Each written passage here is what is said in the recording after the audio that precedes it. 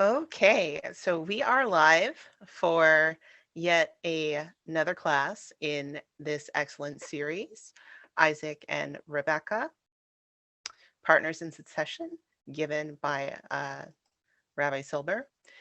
We are looking at the story of Isaac and gradually making our way through it, being very curious and looking at all pertinent details.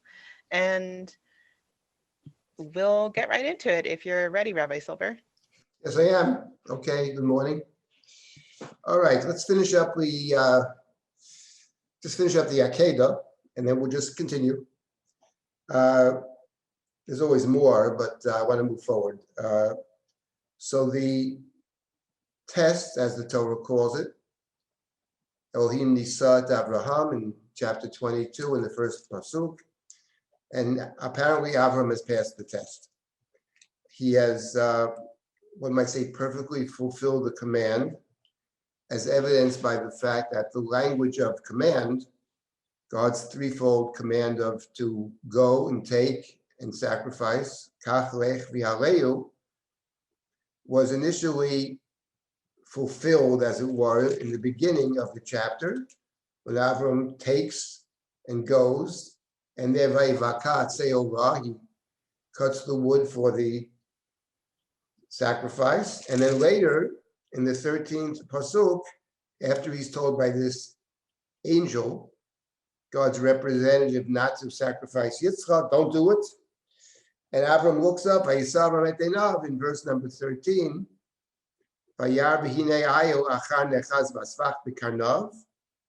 he sees a ram, achar I'll get to in a minute, and Vayelech Avraham vayikach et ha'ayil, vayaleu li'olah tachat beno. We have three verbs, lech, kach, haleu, exactly what God had commanded. And the sacrificial object is this ram that Abraham sees on his own. He's not commanded to bring the sacrifice. He understands that that was God's intention. He understands, I argue, that the ram is in fact both not Isaac on one hand and is Isaac on the other, being a sacrificial substitution, and that itself is the way to reconcile the contradiction within God's own words. Because God had said through Yitzchak, the covenant will be realized, and then God says, sacrifice him. How do you resolve the contradiction? And the resolution of the contradiction is the sacrifice. The Midrashim have other resolutions, but the simple pshat, I think, is the sacrifice is the resolution, which means that in reading the Akedah, the sacrifice is central to the story. The sacrifice is also the place of sacrifice, is also the place that Avram names, and that is to say the place that God chooses. Hashem Yireh. Hashem Yemer Hayom, Bihar Hashem Yireh, which today is called the place in which God is seen. So it means that Avram has succeeded in identifying God's chosen place, which means after all the journeys of Abraham, he has finally reached the point where he comes to the correct place. And that importantly, coincides with his bringing the sacrifice, which is tachat beno instead of Yitzchak. That is to say, a reclaiming of Yitzchak. So my argument is that Avram discovers the sacred place at the moment that he understands his own issue, his core issue in his life. Core issue in his life being in the text, who shall succeed him? Who is the successor to Avram, to the great father? And the other motif is his wandering from place to place in search for the sacred place. And the two motifs come together in one act, which is the act of sacrifice. And that's why the Akedah is so significant, because it's a culmination of Avram's life. What we spoke about the last few weeks is it's a culmination of Avram's life. It's the last Lech Lecha. It's also connected to what comes before in terms of Yishmael, in terms of Avimelech. And as I mentioned last week, it's also a culmination of the creation stories. It is in fact the replacement, the correct replacement for the chosen place in which God and the human inhabit which is the Garden of Eden. And that in fact, the banishment from Eden at the end of chapter 3, the reason the human is banished from Gan Eden, the language of the Torah is pen yishlach yado, lest the human stretch forth his hand, and therefore the human might think that the human is God. Vayishalcheu Hashem mi Gan Eden, he sent out, the human is sent out of Gan Eden.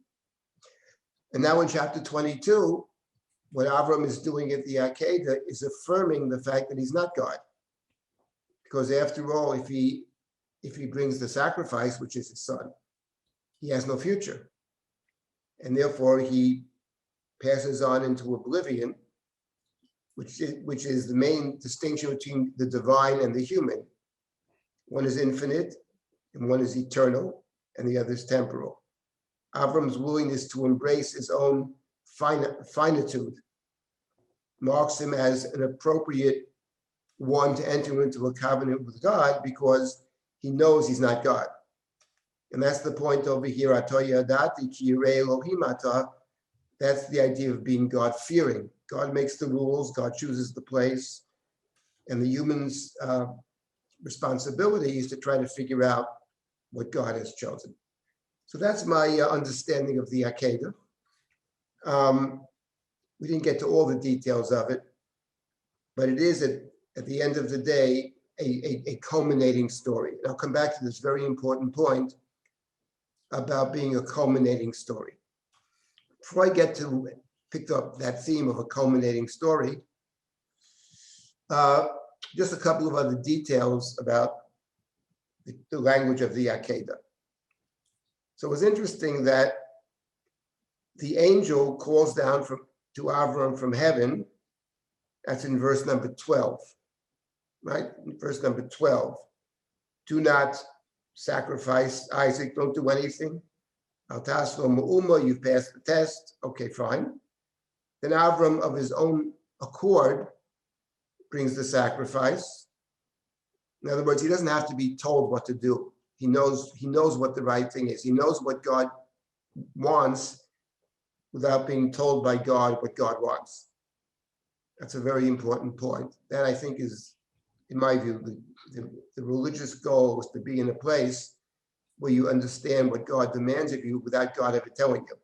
At the end of the day, of course, we all know that any code book, Shulchan Aruch or something, doesn't deal with many issues in life, and in fact, doesn't really help us. I won't say it doesn't help us, but certainly doesn't give us any clarity about the big issues in life, about the relationships in life, about work, about where one lives, etc.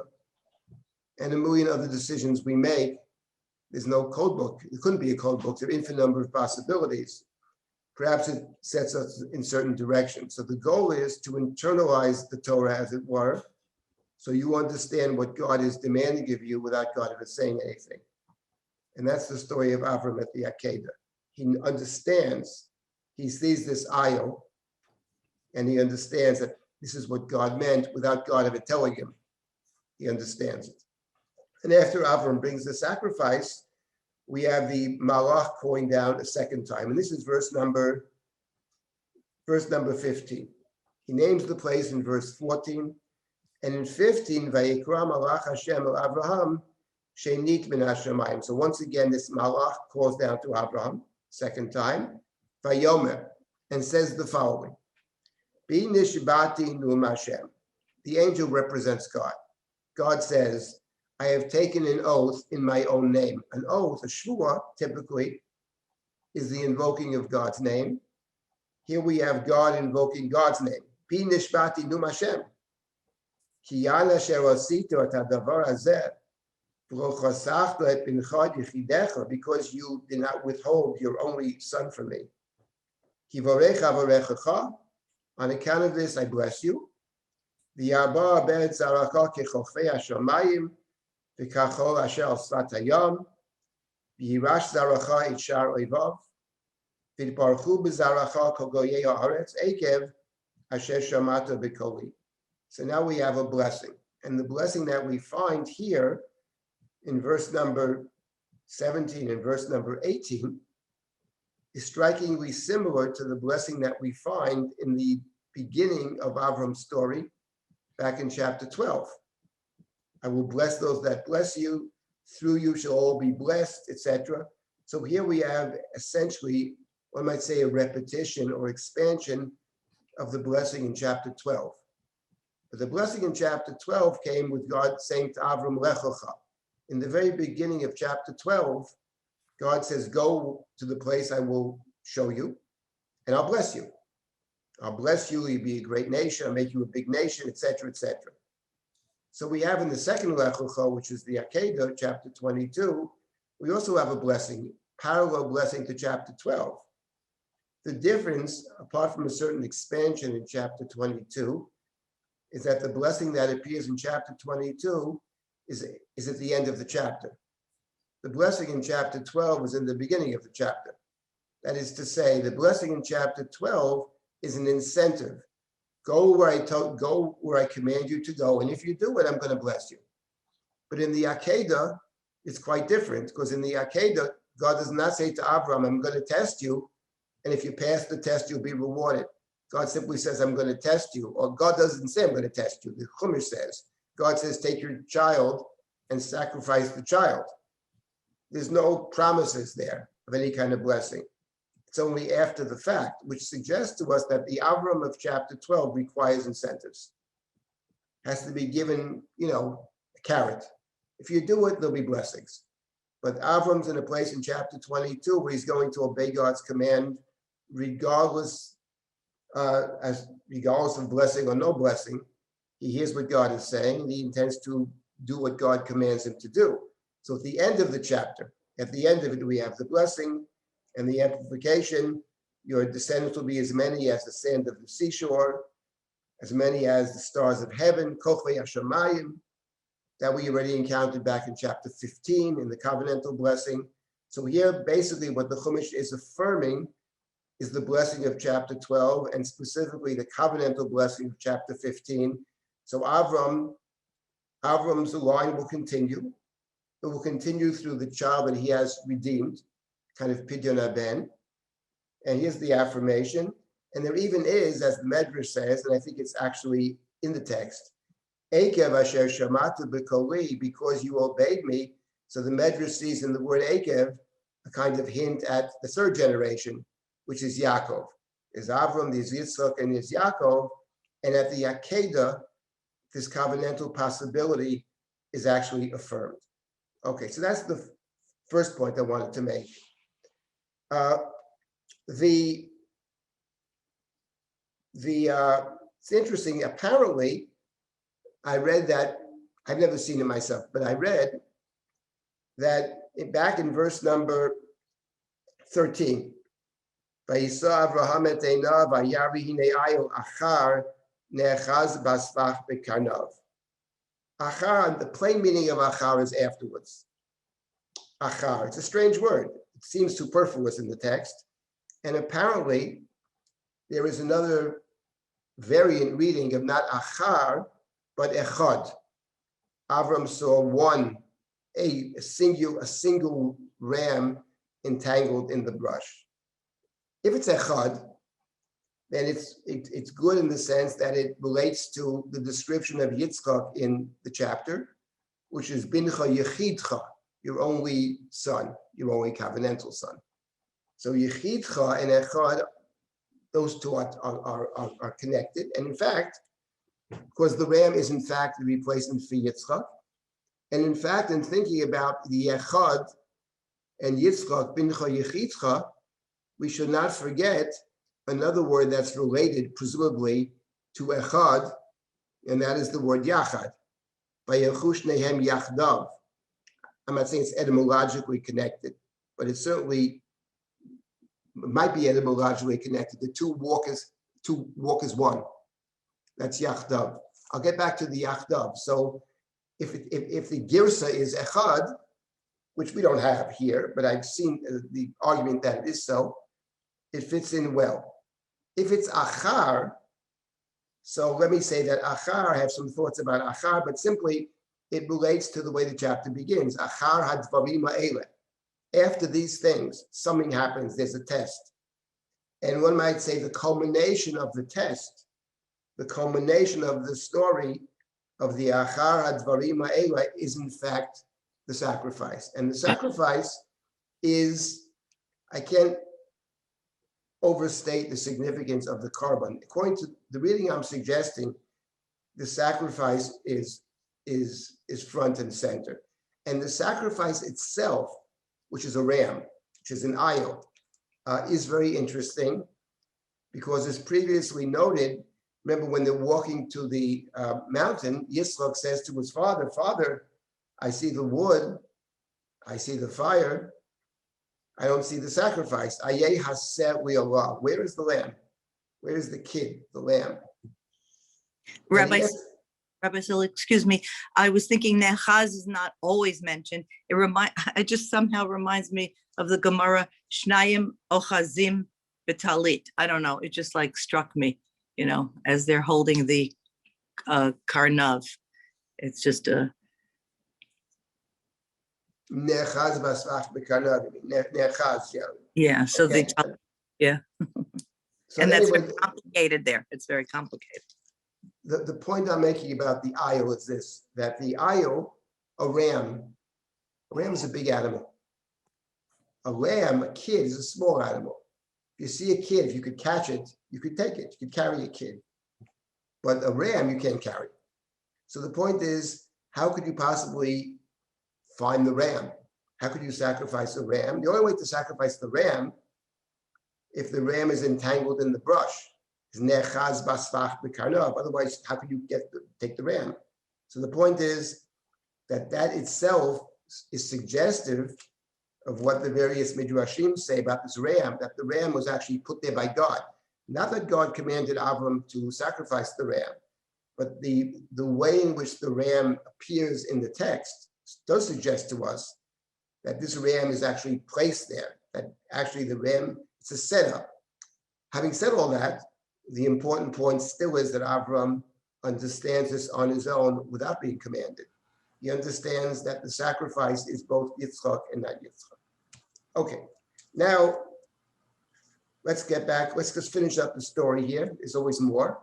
Let's start with Pasuk Yud Tet, verse number 19. So God says to Abraham, you are going to be rewarded. Ekev asher shamata b'koli, because you obeyed me. So obedience is what's called for over here. In the words of the Torah, you are a God-fearing person. The Torah doesn't seem to be bothered by the problem that may bother us. What does it mean to sacrifice this child? The Torah, I must confess, doesn't mean to be concerned about that at all. Doesn't mean we can't be concerned about it. But in the Chumash, there's no concern whatsoever as far as I can read. I've read this many times. And now we have the following verse number 19, which is very interesting.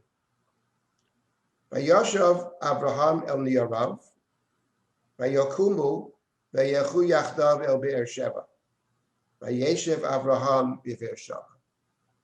And here we ask the obvious question, because Avram said earlier, he said to the two boys, he said, you wait over here, Shvulchem po machamar, Vani va'anar nelcha adko, and me and this nar, referring to Yitzchak, will go there.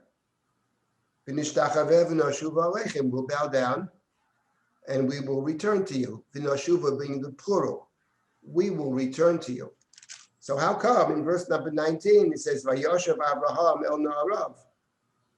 Avram returned. What happened to Yitzchak? Where's Yitzchak in the pasuk? Said earlier v'noshuva alechem. And not only that, by the way, that's one thing. Not only that, but there's something else even more curious about this verse, namely that Vayokumu Vayelchu Yachdav. The Yachdav over here, which we encountered twice in the chapter, has to do with Yitzchak and Abraham. Vayelchu Shnehem Yachdav. The two went together. That's a very significant expression. It appears twice about the connectedness of Abraham and Yitzchak. So what does it mean to say over here that Avram returned? Yitzchak is not mentioned. Even if he did return, he's not mentioned. And not only that, Vayelchu Yachdav. The Yachdav here refers to Avram and the two Narim. So obviously, we have to understand where is Yitzchak in the story over here. So let me make 2 points about where Yitzchak is in the story. I'll simply first point out that some people believe, and it's not impossible, that there's a kind of reference over here, suggestion, not that Yitzchak was actually sacrificed. Some Midrashim claim he was sacrificed, but he could have been sacrificed, and maybe psychologically he is sacrificed. So over here, the absence of Yitzchak is striking because it sort of reminds the reader of the possibility that Yitzchak would not return, having been sacrificed. It's true that Avram got a last-minute reprieve, but that was God's decision. He was ready to sacrifice Yitzchak, so the absence of Yitzchak maybe underscores the fact that, in other words, according to this reading, Yitzchak did go back, but the text doesn't mention him because the text wants to remind us in a powerful way what might have been, what Avram was ready to do. That's one approach. That's one way to approach it. I wanted to make a different suggestion, though, about why Avram is mentioned and not Yitzchak. And my suggestion is the following: that what's going on in the story actually is not simply that Avram is redeeming Yitzchak. Avram is saving Yitzchak. Avram is, through his behavior, not through his speech so much, but through his actions, attesting to the fact that Yitzchak is the covenantal successor. And the point is that Yitzchak, as covenantal successor, can't go to Beersheba. Because Beersheba, actually, as we discussed earlier, is potentially not inside the land. Vayogar Avraham b'eretz plishtim yomim rabim. Beersheba is a place at the end of chapter 21, which on one hand seems to be separate from the land of the Philistines. Avram declared it as his own. On the other hand, we're not told he leaves the land of the Philistines. We're never told Avram leaves the Philistines. And on the contrary, the last verse is Vayogar Avraham b'eretz plishtim yomim rabim. And as such, Yitzchak, who is now in fact Avram's successor, he has assumed the role of patriarch through the Akedah, and at least in a symbolic sense. And I'll come back to this very important point. Yitzchak cannot go back to Avram's Beersheba. And in fact, what's most interesting is that Beersheba appears later in the Chumash in terms of Yitzchak. We're told in the story of Yitzchak in chapter 26, Yitzchak goes to the land of the Philistines. And in that story, he says Rivka's his sister. Maybe someday we'll get there. And there's a whole business over there. And Yitzchak's very successful in the land of the Philistines, even though there's a famine. He plans, he reaps 100-fold. Vayikanubo Plishtim, and the Philistines are jealous of Yitzchak. And Avimelech says to Yitzchak, Lech me'imanu, chapter 26, verse number 16, Lech me'imanu, leave. Ki atzamto mimenim, you become more powerful than we are. So essentially, Avimelech throws Yitzchak out. Later on, at the end of the chapter, Avimelech comes to visit Yitzchak with his general. And Yitzchak says to him, why have you come to me? Says Yitzchak. Well, Yitzchak can't understand it. Why are you here? Says Yitzchak to Avimelech. Let's find the verse. Madua bata melai, verse number 27 of chapter 26. Why do you come to me? V'yatem sneitem oti, v'tishalchuni meitchem. You hated me, and you threw me out. V'tishalchuni. Oh, yes, but we want to make peace, etc., etc. So they make a deal, and then they leave. And after they leave, the servants of Yitzchak say, we found water. Vayikra ota shiva. Al ken shem ha'ir Beersheba al hayom hazeh. So we have another naming of Beersheba. But notice the difference between the Beersheba of Yitzchak and the Beersheba of Abraham. The Beersheba of Abraham is in the context of the treaty with Avimelech, and it's far from clear that Beersheba is not the land of the Philistines, because the Torah says that Avram dwelt in the land of the Philistines for a long time. But in chapter 26, the Beersheba of Yitzchak clearly is not presented in the Chumash as connected to the land of the Philistines because he was thrown out by the Philistines, as Yitzchak himself says, and as Abimelech said, Lech me'imanu, leave. You are hereby deported. And then they go to see Yitzchak, and they want to make a treaty. Why do you come to me? You threw me out, he says. So the Beersheba of Yitzchak is inside the land. The Beersheba of Avram is outside the land. And therefore, something else has happened at the Akedah. What has happened at the Akedah is that Avram has been replaced by Yitzchak. That the sacrifice is an act of replacement, an act of displacement. And here, I wanted just to mention what Dvorah, my wife, wrote many, many years ago, in a little book, From Father to Son. It's a very good book. And the argument she makes there in that book, the central argument of the book, there are 100 different readings there.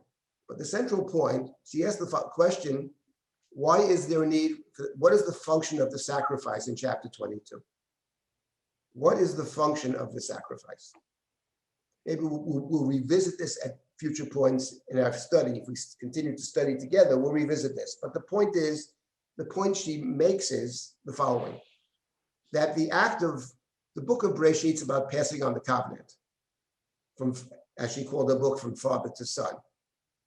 So the point is that the blessing is passing from Avram to Yitzchak. When the blessing passes down from generation A to generation B, two things happen simultaneously.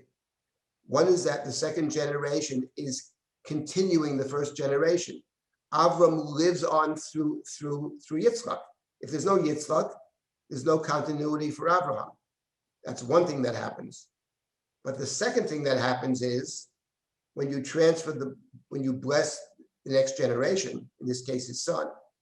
So what happens is that the son displaces the father. You know, there's the expression in Yiddish, who's that over there? That's my Kaddish. If you hear the expression, that's my Kaddish. In other words, that's the one who's going to say Kaddish me means that's the one who's going to replace me. So there's always a tension. On one hand, you need the next generation to continue, but on the other hand, the next generation displaces you. So the point is this tension. How do you diffuse the tension? This is a question.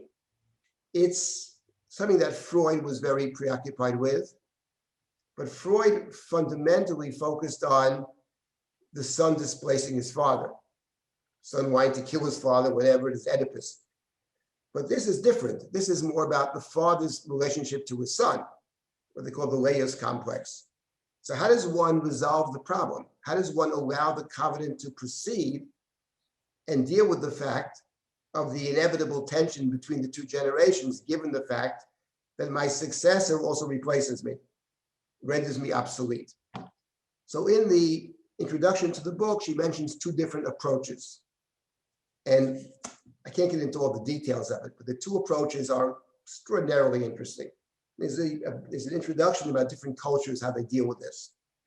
One way to deal with it is effectively to deny the fact that this is actually my son.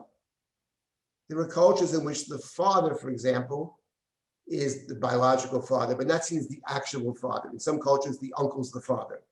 It's a way to diffuse the tension. We have that in Sefer Bereshit, by the way. We have exactly that in Sefer Bereshit, a diffusing of tension by making someone else the father. Where do we have that in Sefer Bereshit? We actually probably have it in two places, but I'll mention the obvious one. That's the story at the end of this book, story of Yosef. The brothers can't stand Yosef. They don't like Yosef. It's not clear that anybody likes Yosef, actually, but the point is the brothers certainly don't like him, and in fact, they try to kill him. At the end of the book of Bereshit, though, Yaakov wants to bless his whole family. Yaakov's dream, hope we come there someday, is to build a family that everybody's included. Nobody gets excluded. That's his dream. The problem is it's not a simple dream to realize because Yaakov himself is his own worst enemy. He favors one wife. So how do you actually work it all out? That is one of the main themes of Sefer Bereshit when you get to Yaakov. The end of the Chumash, end of Bereshit, that is, Yaakov comes down to Mitzrayim, and he wants to include Yosef, who's the viceroy of Egypt, to bless Yosef with his brothers, to include Yosef with the brothers. How does Yaakov do that? So the main mechanism Yaakov uses to include Yosef is to remove Yosef. There is no tribe of Joseph, goodbye Joseph. But instead of Joseph, he has two different tribes. One is Menashe and one is Ephraim. So from one perspective, he actually gives Joseph a double portion. Joseph functions as the firstborn. He strips Reuven of the firstborn right. B'chori atah, he says to Reuven, but you can't be the firstborn because of your behavior. So I take it away from you, the firstborn of Leah, and he gives the Bechorah to the firstborn of Rachel, who's Yosef. But on the other hand, how can you live with Joseph? The brothers don't trust him. They believe at the end of Bereshit he plans to kill them. There's always tension. So the way you do it is you remove Joseph. And suddenly the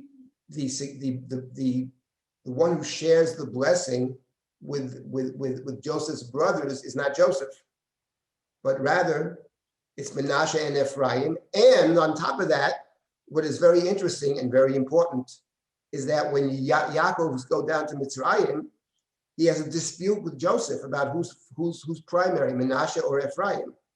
Joseph thinks Menashe should be the primary one, right? He's the older one, bless him. And Yaakov insists on blessing Ephraim, giving Ephraim, it's one blessing, but he favors Ephraim in a certain sense. It's a shared blessing, but he puts his right hand on the head of Ephraim. And Yaakov told Yosef before that, he said to Yosef, Ephraim Menashe ki Ruvain v'Shimon yili.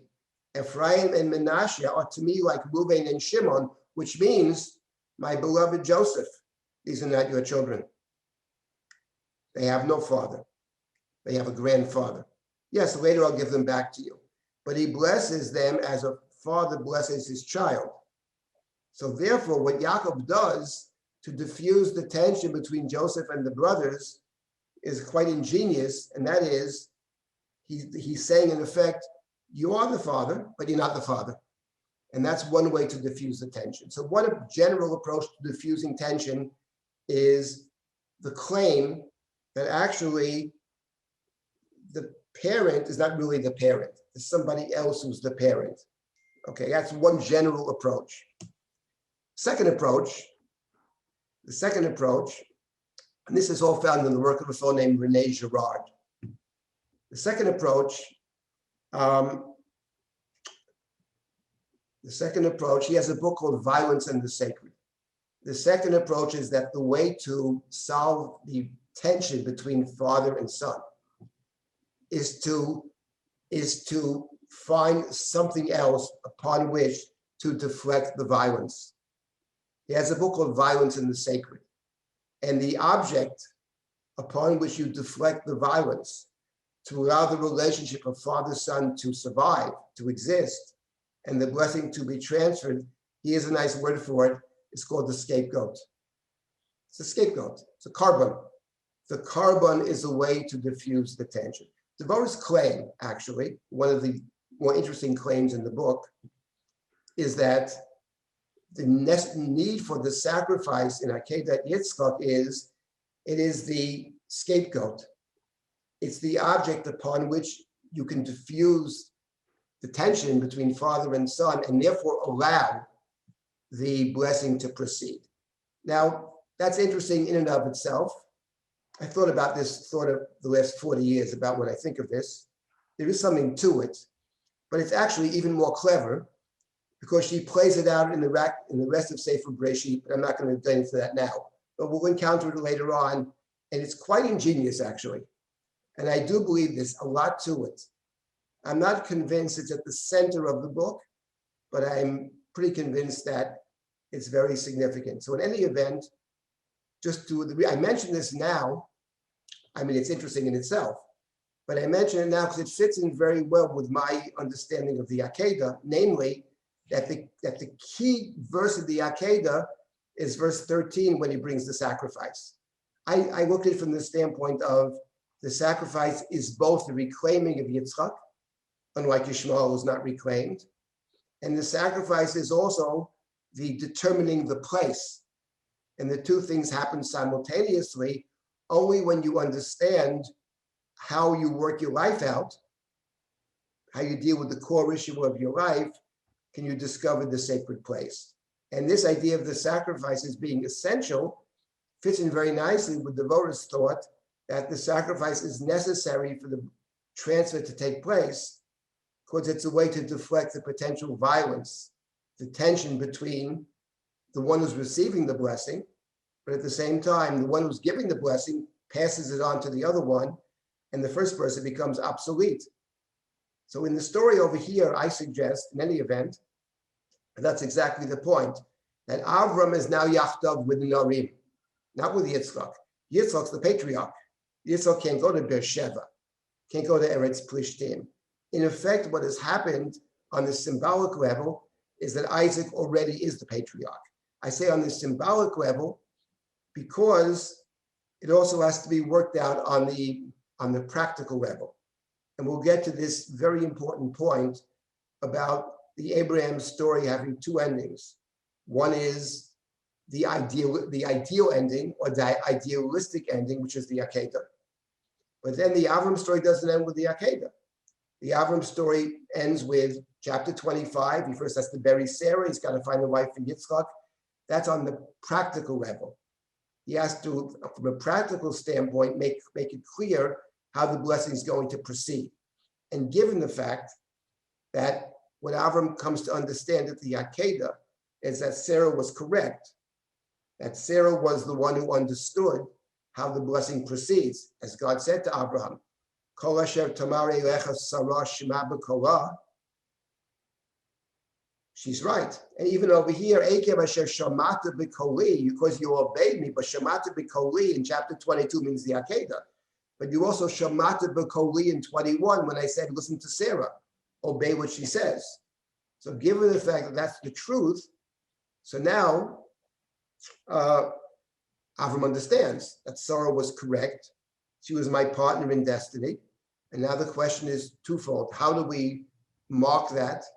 How do we mark the fact that Sarah was right? And number two, if she was right, and I myself was incapable of determining the next generation, I would have given the blessing maybe to Ishmael or something.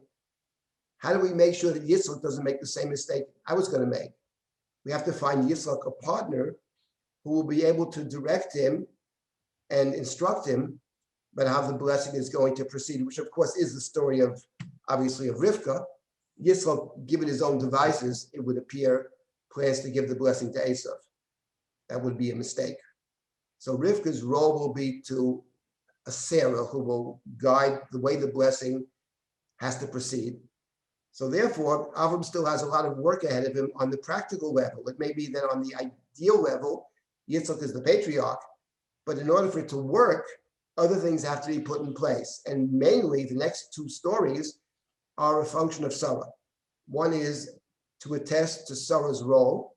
That's chapter 23. And chapter 24, which is the longest chapter in Breshit, is to find a replacement for Sarah. That will be Rivka. Okay, that's the work that we had ahead of us. Let me stop here for a moment, take comments or questions. Then I wanted to point out a fascinating parallel to our chapter.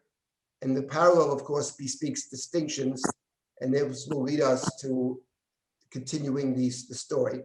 And through the prism of the other story, we'll see all kinds of interesting things about these chapters. Okay, so I'll stop. Yes, speak up, Joanne. Yes? I ask a I had question? to unmute. So Right.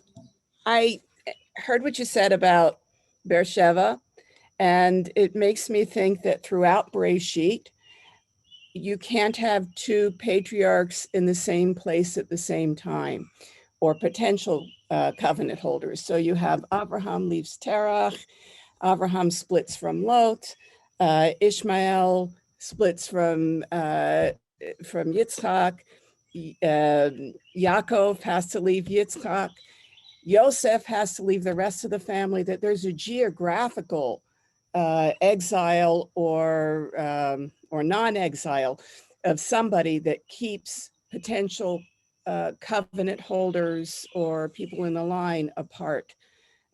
So I think that's another aspect of what's going on with this diffusion. Is True. And by the way, as you're talking, I wanted to add something which I think is pretty central to the Chumash, pretty central to life, which I think is basically the same thing. And that is, as you say, people, the problem is the difficulty in Chumash and in life is not when people are separate from each other. When people are separate from each other, they often can get along very nicely. The problem is when people have to live together. And in point of fact, when you get to Yaakov, the point of Yaakov is Yaakov's vow in chapter 28 is, if you bring me back to the land, I will build the bayit. Yaakov's dream is to build the bayit, and the bayit has many meanings, but among the many meanings is a structure in which different people can dwell in the same structure. And therein lies, that's the story of Joseph and his brothers, because the point is when people live together, I don't mean just family, could be nation, different people, different goals, different aspirations, different opportunities.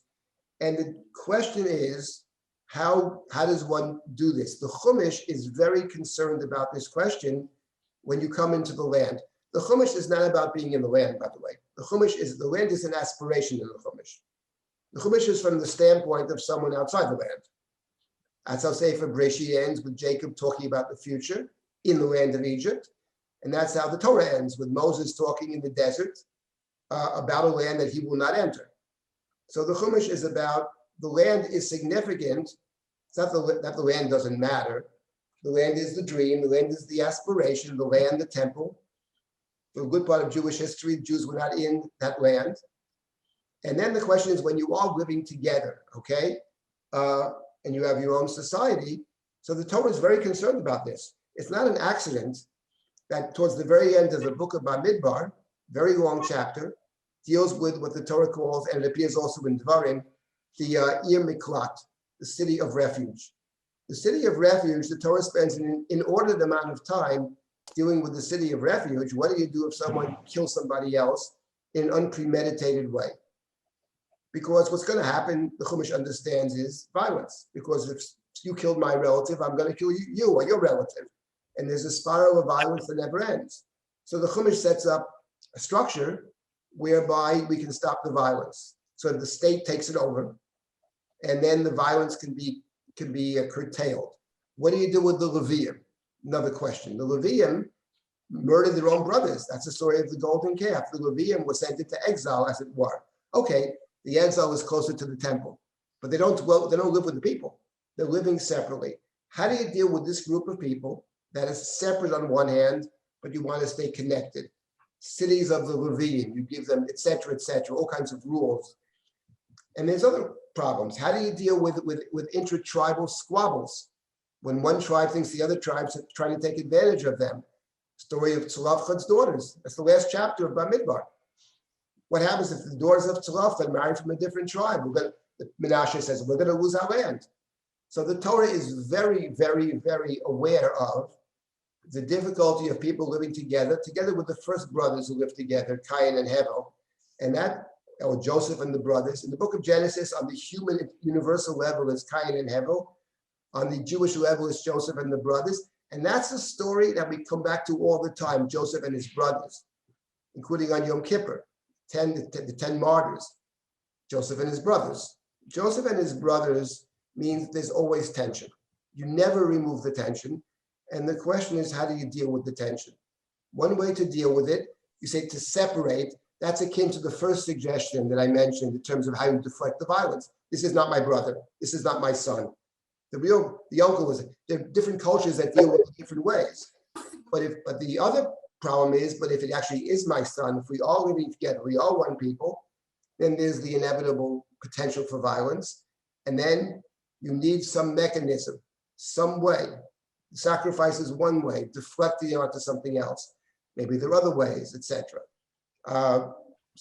So that is, I think, a very fundamental issue, human issue, both in terms of families, in terms of nation, etc. When you do live together. And that's the story of the Torah, basically. The Chumash is well aware of the problem. Anybody else have something to say? Rabbi, Yes? when you talk about Beersheba and that Yitzchak can't go to Beersheba now, but he can later, he names Beersheba. Does that mean that the status of Beersheba changed, or it's not part of Eretz Pushtim anymore, or that it's a different Beersheba? It sounds to me like it's a different Beersheba, actually. Okay. Sounds like a different place. Sounds like the place that he is. It's hard to know, you know what I'm saying? And these things do change. In other words, when Lot goes to Sodom, Sodom is outside the land. Because the Torah says, Avram Yashav B'Eretz Canaan, Lot Yashav B'Arei Kikar V'Yahal Ad Sodom. Is Sodom part of the land? Is it not part of the land? I would say there are these liminal lands, the land of the Philistines in general. The land of the Philistines, sometimes we consider it part of the land of Israel. In some texts, it sounds like it's on the border, maybe it's outside. So I don't think that, look, the Chumash is not so interested in I said many times, the Chumash is not interested very much in history, and I would say it's not that interested in geography either. It's interested in understanding how to function in the world, vis-a-vis other people, vis-a-vis God, responsibilities, limitations. That's what the Torah is about, basically. So it uses all kinds of information for its own purposes. I don't think we can draw that many conclusions. But over here, I think my take on Beersheba is with Yitzchak is a different Beersheba, because that's clearly outside the land of the Philistines, because they throw him out, basically. Yes, someone else? Yes, on the theme of father-son violence and its transmutation through sacrifice, Yes. there is another theme that is joined to this, and it's introduced when we go to the well and she gives the water to in a generous act, that there has to be introduced into the family the female generosity in order to mute the violence that is possible between, and we have that with the story of Esau, when again the father chooses the more violent son, as earlier with Ishmael, who also was the more violent son.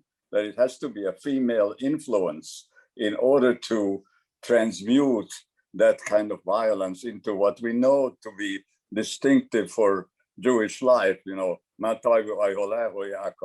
always prided ourselves with having an oil, having a peaceful tent, and so forth. That could be so. I mean, I would say the following. I think I may agree with you, but I just want to point out that the description of Rivka in chapter 24 and the description of Ruth in the book of Ruth, both of them are predicated on Avram.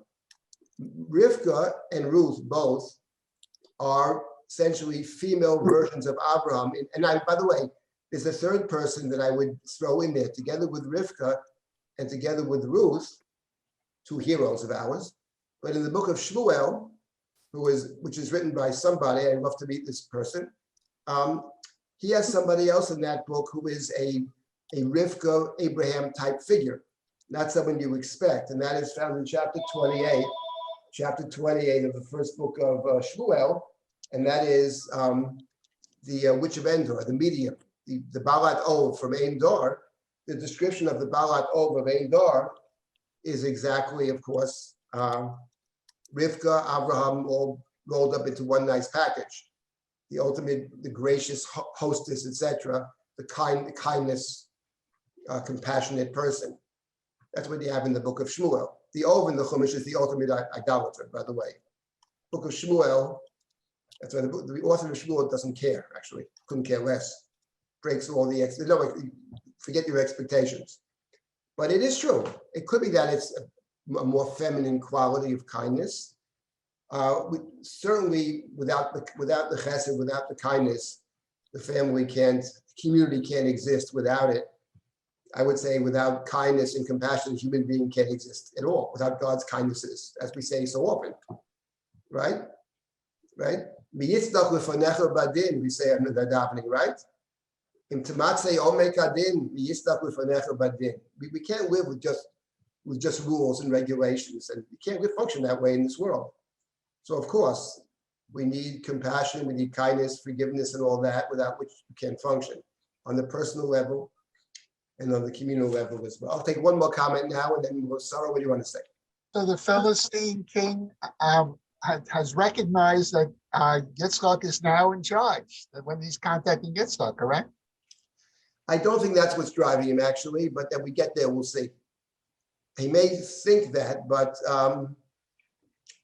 no, he sees that Yitzchak is, yes, he sees Yitzchak's been successful. He sees no matter what Yitzchak does, and it's amazing, actually. When you meet Yitzchak at first, you say the guy's a kind of nebbish, you know what I mean? But every time he does something, he succeeds. He plants, gets 100-fold. He digs wells, he finds water. So at the end of the day, everything he does is successful. So he wants to make a treaty with this person that has a golden touch, basically. That's part of what's going on, I think. Yeah. So from the standpoint of Avimelech, he's a person you want to deal with because everything he does works. And they make a treaty. Avimelech leaves, and Yitzchak finds more water. That's Beersheba. All right, let me make one. Yes, Sarah. What? I know you are not a chosid of this shita, but you know there is Ay Lachar Nechaz Basvach from Ur, from the time of Avraham Avinu. So it's a ritual object found in cemeteries in Babylonia from 2000 BC, which is more or less Avraham Avinu's time. Okay. Can you recognize? I've never seen this before. Ay Lachar Nechaz Basvach. Ay Nechaz Basvach, that's sure. That's for sure. Okay, here's the point. It's not that I'm not opposed to that at all.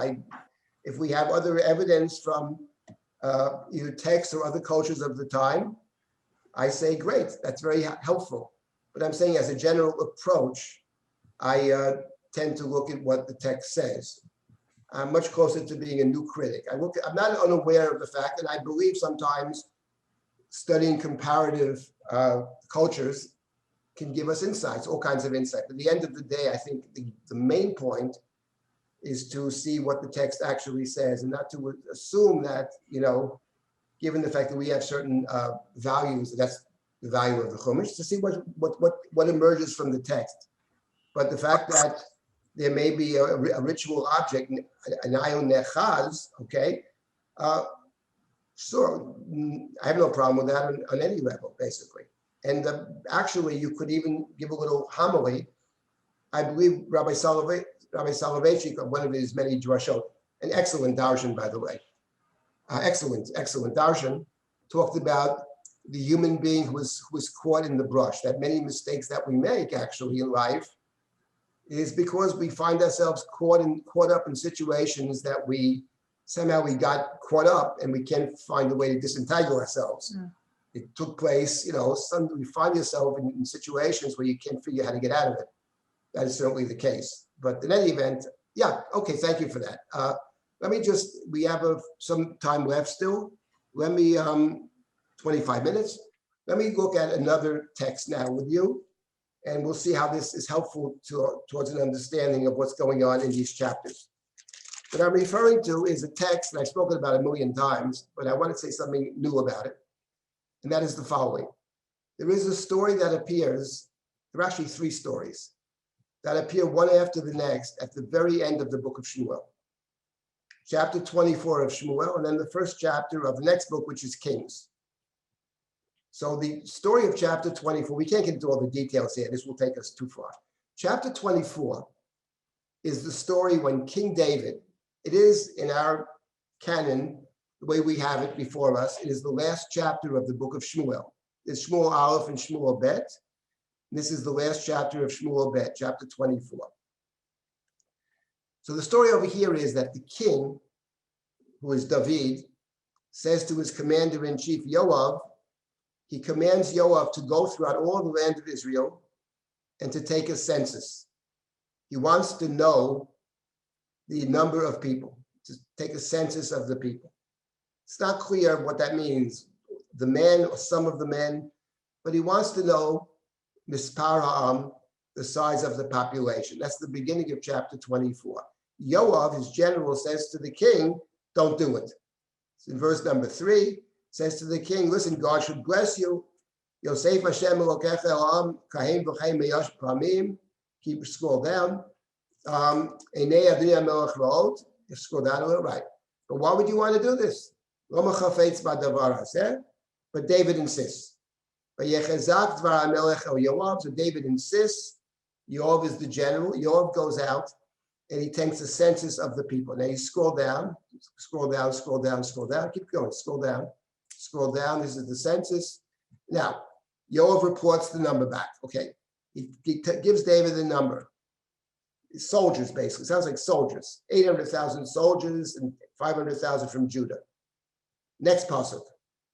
Vayachlev David oto acharei chen safad. But afterwards, after David took the census, Vayach, he was bothered by this. He's troubled by this. See, they say reproached himself. And he turns to God. And he says to God, I have sinned greatly, grievously. Chatati ma'od asher asiti. I have sinned grievously. Please, God, remit the guilt of your servant. Haverna tavon abdecha ki niskalti ma'od. I have been very foolish. Notice the word ma'od. So David calls this act of counting a sin, a chait. He calls it foolishness. And the emphasis is on ma'od. I am very foolish and very sinful. Please, God, remit my guilt. And just to get a sense of this over here, in chapter 24, earlier in the book, a few chapters earlier, in the story of David and Bathsheba, when the prophet comes to David and essentially tells him, you're guilty for the murder of Uriah and the taking of Bathsheba. And David says two words, Chatati Lashem. I have sinned unto God. Then David has to be told, but he says, I have sinned. Here it's, I have sinned grievously, and I've been very foolish. So it sounds like this crime of counting the people is a grievous crime. Bathsheba, which is adultery and murder, that's a crime, sin against God. But this is very sinful. That's what they, now to get into the details of that, I'm not doing that yet, not now. But meanwhile, David's asking for God to somehow allow him to be forgiven. He gets up in the morning and there's a prophet. God sends a prophet to David, name is God, Gimel Dalet, and says to David, I give you three choices. You can have three choices. You can have a 7-year famine. You can be in flight from your adversaries, for 3 months. That sounds like war. Or 3 days of plague. Now, you can choose. So David is given a choice. It's not a very Hobbesian choice. Famine, war, or plague. Your choice. So David responds, Vayom David El God Sarli Ma'od. It's a verse that the Ashkenazim say for Tachanun, introducing Tachanun. I'm very distressed. I'd rather fall into the hands of God, whose mercies are great. I don't want to be in the hand of a human being. Uviyad Adam Ale Polak. So what is David's response over here? We're not getting deeply into this chapter. This will take forever, but David's response is what? He was given ABC, 3 choices: famine, war, or plague. What does David say? What's his answer? His answer is, I don't want B. God, you decide. He removes B, which is war. I don't want B. So I'll leave it up to you to choose. You can choose either A or C, famine or plague, but B is out. But God, you make the choice. So God sends plague. 70,000 people die from Dan to Beersheba. Now, fine. There are a million questions here. Leave the questions for now. Now we have the following verse. Vayishlach yodo hamalach Yerushalayim v'shachata. So the angel, Vayishlach yodo, we saw that at the Akedah, right? Twice at the Akedah. The angel extended his hand against Yerushalayim to destroy it. But God renounced further punishment. And God said to the destroying angel, Rav, enough. Hold back your hand. Im Goren ha'aravna ha'ivusi, and the angel was then by the threshing floor of Aravna the Yevusi. Okay, so God says to this angel, hold back your hand. One might say in that parallel to the Akedah, in the Akedah we have God saying, the angel saying to Abraham, Al tishrach yodcha lanav. Right? Vayishrach Abraham et yado, vayikach et ha'ma'achelet, u'shchot et beno. And the angel calls down Abraham, hineni, al tishrach yodcha lanav. Here we have God speaking to this angel, heref yodecha, hold back your hand. Next verse. Vayomer David el Hashem, piroto et hamalach hamaket. When David saw the angel smiting the people, Vayomer, David said, Hine anochi chatati anochi haveti, elu atzon me'asu. Behold, I have strayed and I have sinned. Strayed and sinned. Haveti v'chatati. What did these people, referring to the people, this flock, what did my flock do? God, let your hand fall on me and my father's house. And when David says that, the prophet comes to David and says, Go and bring an altar, set up an altar to God on the threshing floor of Aravna the Yevusi. Now, let me just explain here. So the place we're talking about is the threshing floor of Aravna, Aleph, Resh, Vav, Nun, Hey. Of course, in the word Aravna, we all see it, is the word Aron. And the word Aron, the ark, is one of the dominant themes of the book of Shmuel. The book of Shmuel begins with the banishment of the ark. And the question is, where's the ark going to go? The ark has come to Jerusalem, and now can the ark find a permanent place in Yerushalayim? So we'll find a permanent place in Yerushalayim, in the place of Aravna. So David is now told, go and bring a sacrifice, not any old place, in the place of Aravna. And Aravna, the Yevusi, we are told earlier, that's the place that God said to the angel, hold back your hand. David probably doesn't know that. But God said to the angel, hold back your hand. The place of the ark, the place of Aravna, God's place, is the place where God says, do not destroy. It's a place of God's compassion. So David is now told to go to that place to bring a sacrifice. And David will go there, and the plague will be stopped. And that place becomes clearly the permanent place of God's residence in Jerusalem, which we call the temple. What David is being told in effect is that now you can find God's permanent home in your city, which is Yerushalayim, right? As Jerusalem was mentioned earlier. The angel was about to smite Jerusalem, hold back your hand. And now the question is, so we have over here, one might say, David's discovery of, David's being sent to the sacred place. Why over here is David able to go to the central place?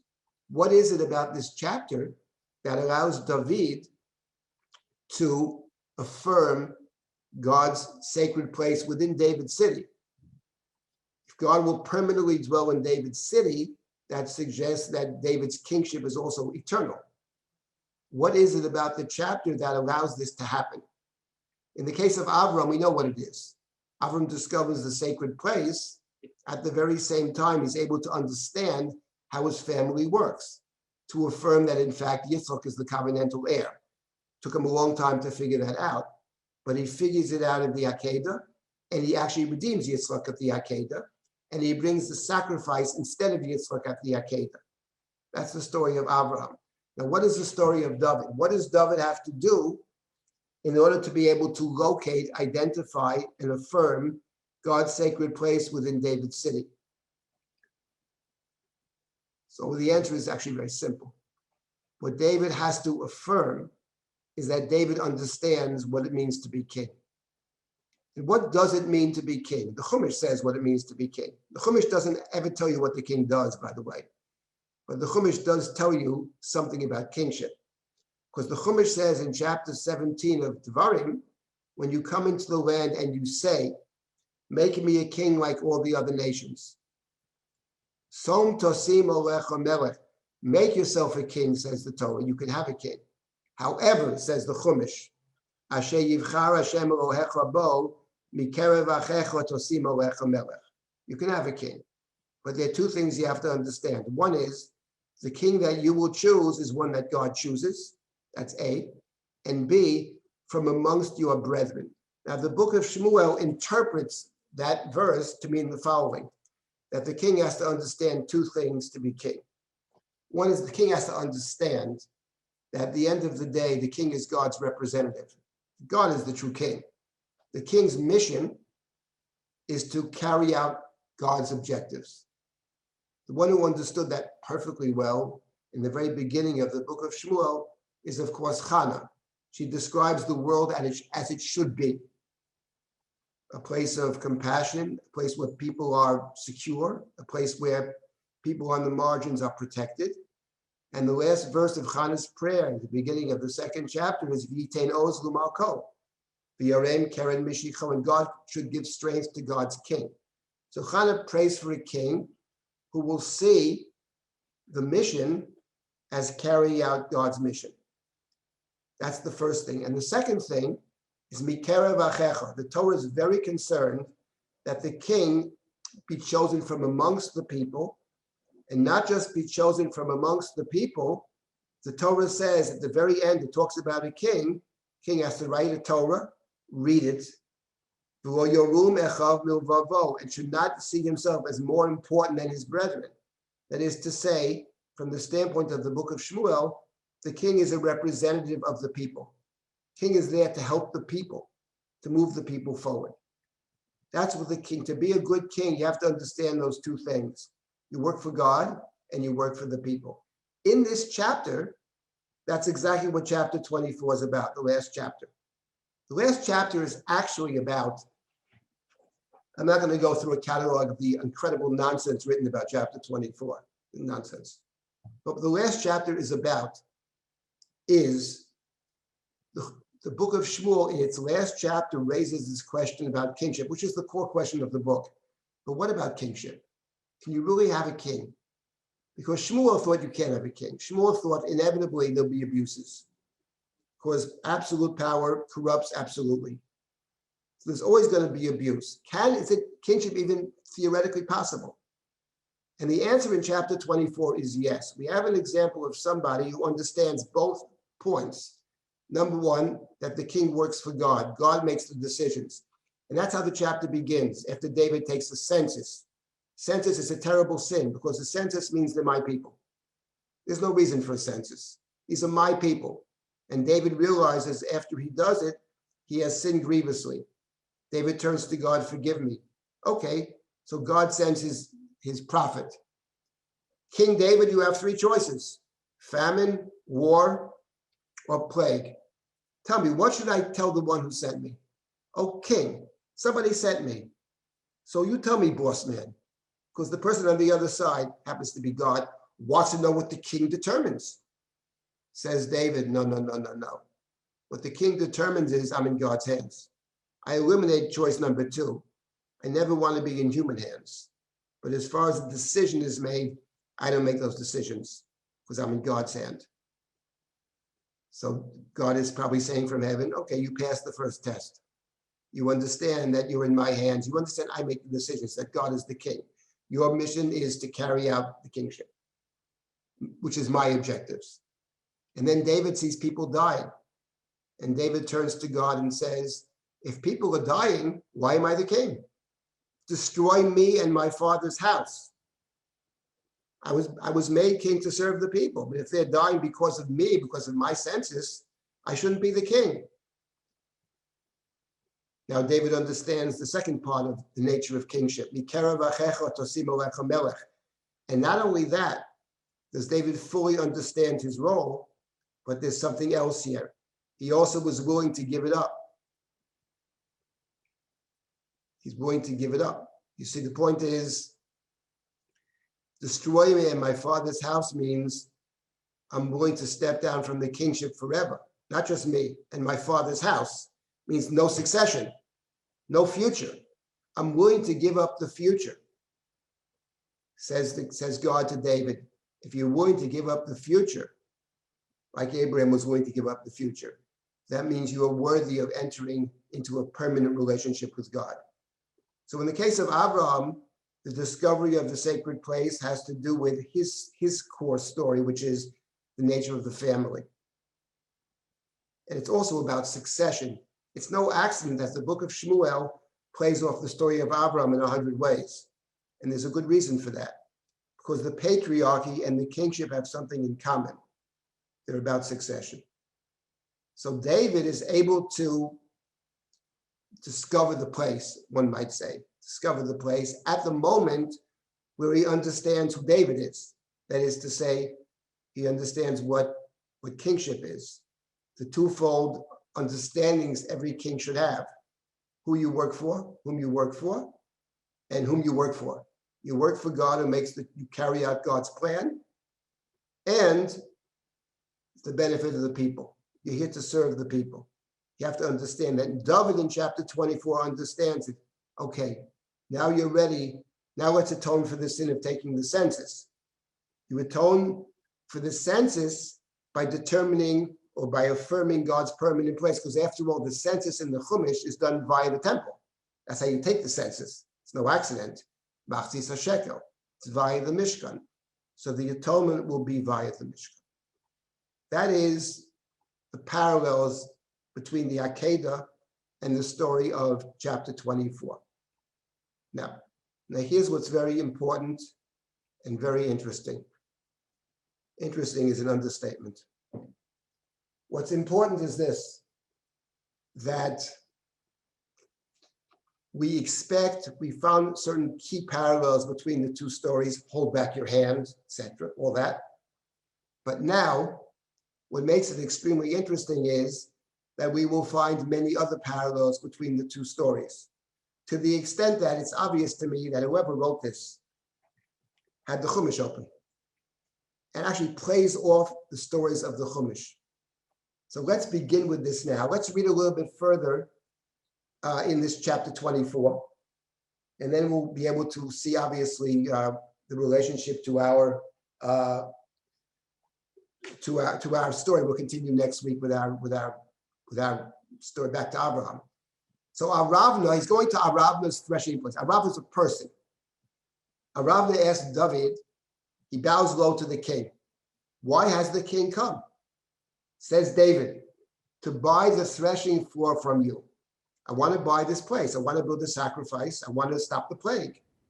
Aravna says to David, Yikach v'yal Adoni hamelech hatov b'yedav. Take whatever you want.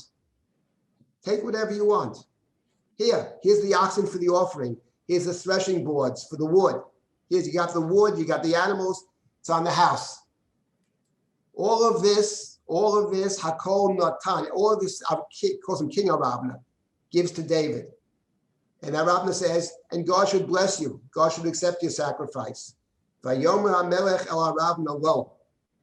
And the king says to Aravna, no, I'm not taking it for nothing. I insist on buying it. I'm not bringing sacrifice that have cost me nothing. So David buys the threshing floor. Vayikin David et hagoren v'et habakar b'kesef shkolim chamishim. He buys it for 50 shekels of silver. He brings the sacrifice, and the plague is stopped. And now, let me just make one comment, and then we'll stop for today, and this will lead us to next week, all kinds of interesting things.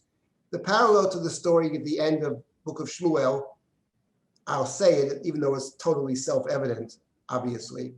The parallel to the story over here, where David comes to a place, and the person who owns the place offers it for nothing, and David insists on buying it, is, of course, chapter 23 of Breshit. It's when Avram wants to bury Sarah, and he goes to Bnei Chet. He says, I want you to give me a burial place. And they say, you're a prince among men. No one's going to prevent you from burying your wife. He says, really? Then set me up with this fellow named Ephron, and I'm going to pay him a full price. So he goes to Ephron. We'll get to the story. Ephron says, take it for nothing. You can have the grave site for nothing, the field for nothing. Says Avram, forget about it. I'm paying for it. You want to pay for it, says Ephron. Okay, this is going to cost you a fortune of money. So Avram pays for the place. So the two stories are obviously identical. They're not identical. They're never identical, but they're parallel stories. And what's interesting is that in the Chumash, there are two consecutive narratives. One is the Akedah chapter 22, and the story of buying the gravesite is chapter 23. And over here in the book of Shmuel, you have the two stories, one next to the other. And I will leave you with the following question. Stuff is extraordinarily interesting. I'm supposed to have my book on Shmuel coming out.